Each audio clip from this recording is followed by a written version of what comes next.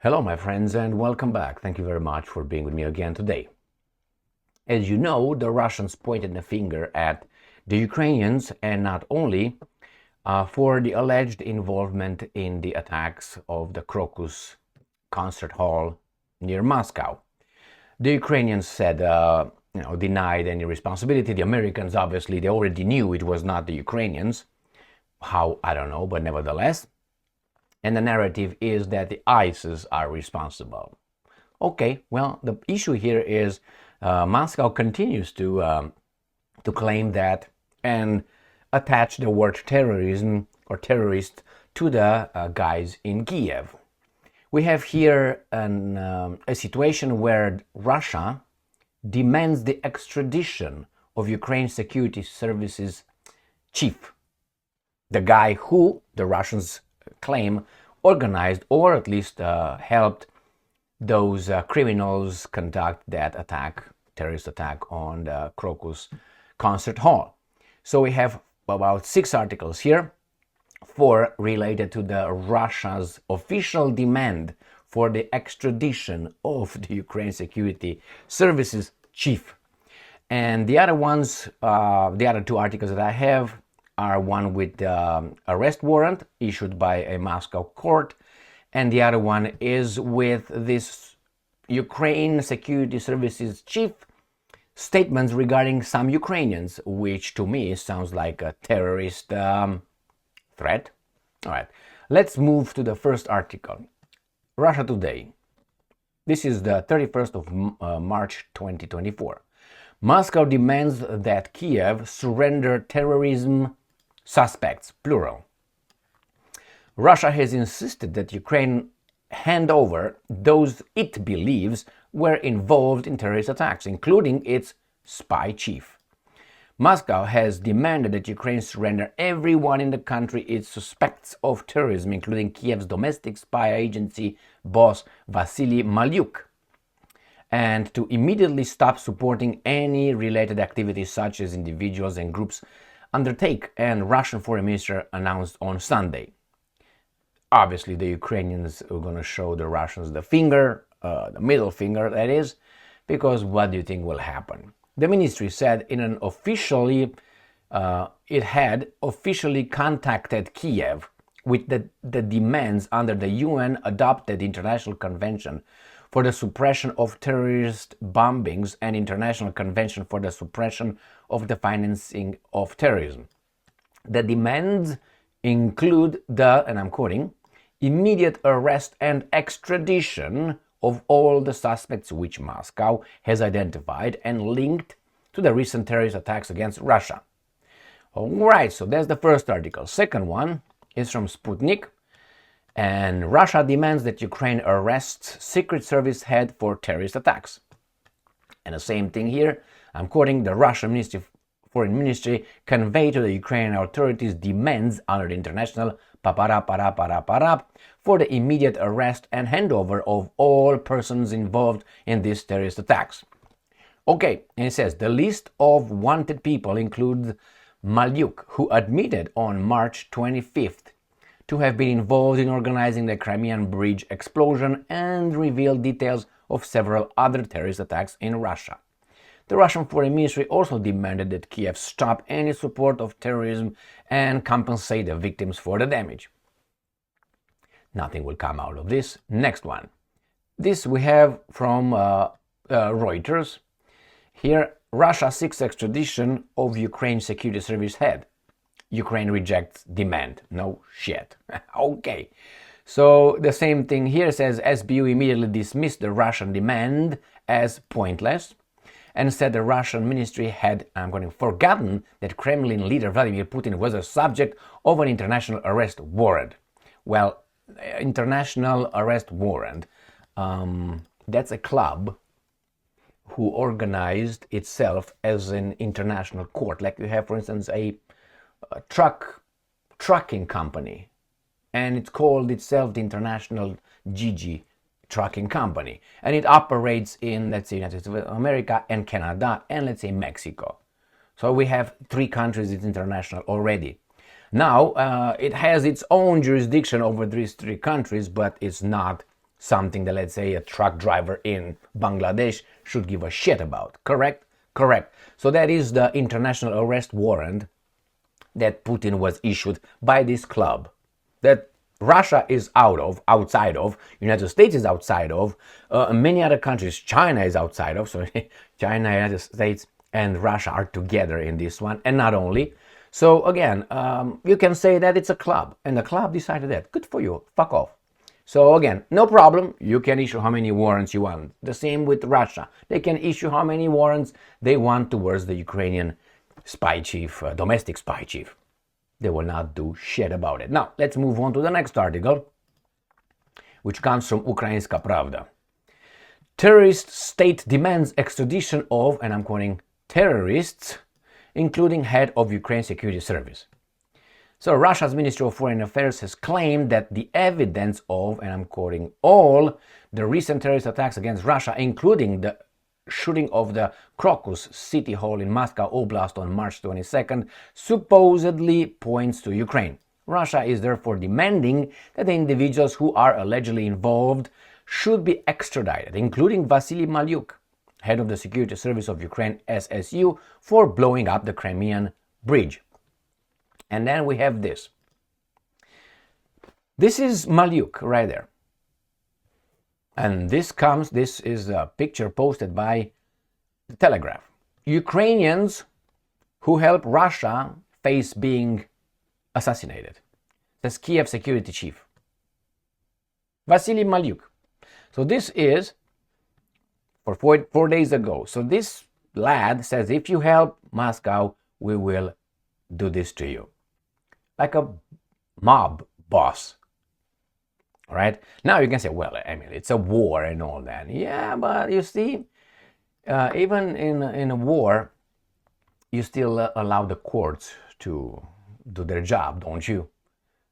Unless you are a criminal state, terrorist state, or at least this statement is very clear. Now I understand the rage that some might feel. No, those guys are traitors, correct? What do traitors deserve?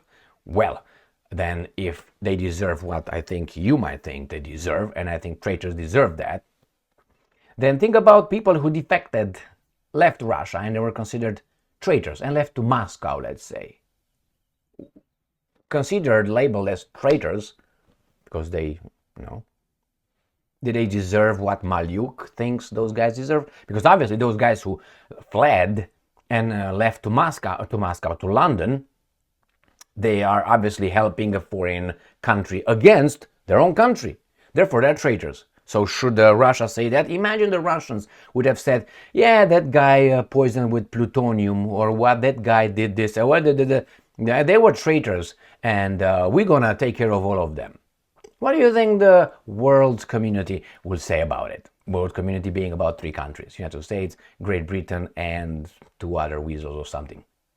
Oh my God!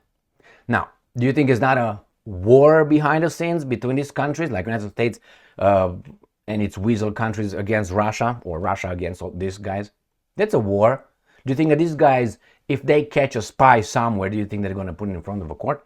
No, they take care of him on the spot, or they take care of him, abducting him, and trying to swap him with some other guy that was caught over there. That's a war behind the scenes. We're not told about it, but sometimes. Oh, we're going to exchange this spy for that spy. The spies are caught, put in a little van, taken to a certain location, talked a little bit. First, you try to turn them and become double agents, let's put it this way, so they become traitors. And if they agree with that, you release them back with their assignments and so on, and you have them. Now, if they don't, then you have a few options. The one I said, you kidnap the guy, take him to Russia, and then hope to swap him, or maybe you just dispose of the threat right there on the spot. You don't think so? Okay, well, what the fuck am I supposed to do? Go around the block a few times? Anyway, so Ukrainians who help Russia face being assassinated, says Kiev security chief. Okay, well, imagine that the Russians would say the same thing. Oh, they did? Okay. They did?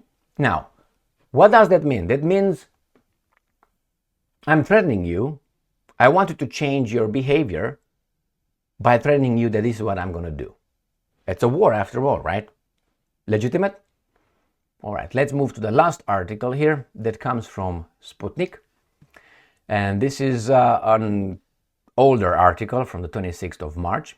This is how everything started. Not everything started, but, at least the Moscow court arrests Ukraine Security Service chief in absentia on terrorism charges. So this is what they said, Vasily Malyuk, the head of the Security Service of Ukraine, on terrorist charges. The court has granted the investigators application for the introduction of a preventive measure in the form of detention in absentia against Vasily Malyuk, the court said. The SBU chief is charged with Article 205 of the Russian Criminal Code, which relates to terrorist acts. Malyuk said on Telegram on Monday that SBU had been involved in the strikes on oil refining plants in Russia, with the Crimean Bridge and vessels in the Black Sea also being Kiev's targets.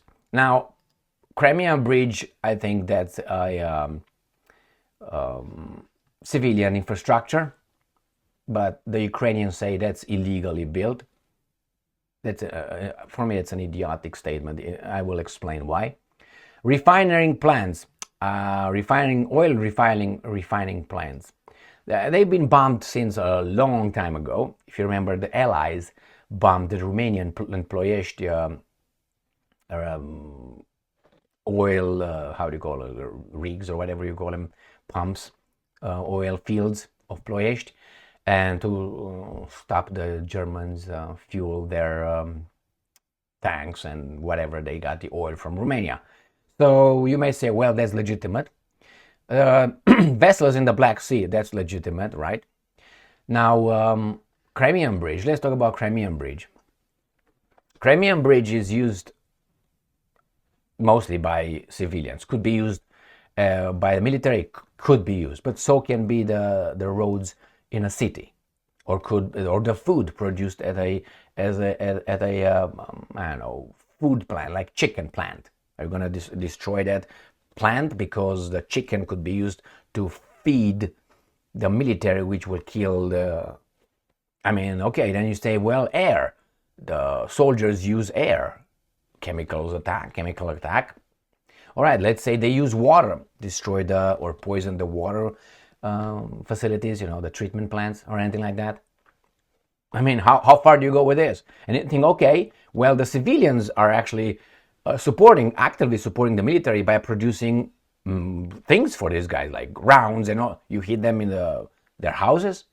So the same, the Crimean Bridge, you can make it. Now, if I were an Ukrainian, I would say, I understand that transfer could, bring tanks or whatever in Crimea. But on the other hand, let's say I win this war, which is an imbecility. Why? Because the other guys have nuclear weapons, so they can't possibly lose. So let's say I win this war, and I take over the Crimean Bridge. Is that a bad thing or a good thing? I think that's a good thing. I'm going to have something fantastically built for me. I don't have to invest. But the problem is these guys want that damaged so they can reconstruct it with their companies and their loans. Got it.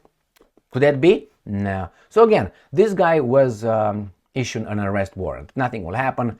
The Russians demand extradition. Nothing will happen. It's just that the Russians, I think, want to legally justify their future actions, which are, what did this guy say? Ukrainian who helped Russia face being assassinated. Maybe the Russians are planning or have been planning to do this all along. After all, it's a war, right? Well, the rules of war, that's why we say rules. There are some rules, but when you're cornered, all those rules just, regardless who you are, they just go to the side. Unless, you can't really cause any damage. Like, let's say the Second World War, the Americans dropped 2 atomic bombs on 2 cities, civilians, killed so many people in 2 seconds. I think that was the biggest act of terrorism that we ever knew. Why? Because that was intended to change a political situation in a country, and more to go, to follow, if the Japanese did not agree to say, okay, we're gonna do it unconditionally. We're gonna have a surrender, and that's it. You can do whatever you want to us. So I think that was something that was, you can call it that way. The Japanese could not retaliate at that point. What could they do? So that's why their rules of law, the rules of war, had no meaning for the guys at that point. Why? They couldn't hit back. The Americans were too strong at that point. All right, so nothing will happen with this guy unless the Russians will do what he wants to do with his fellow Ukrainians that commit treason, according to the Ukrainian authorities. Thank you very much for being with me again today. Stay strong, stay smart, look for the truth, and be just.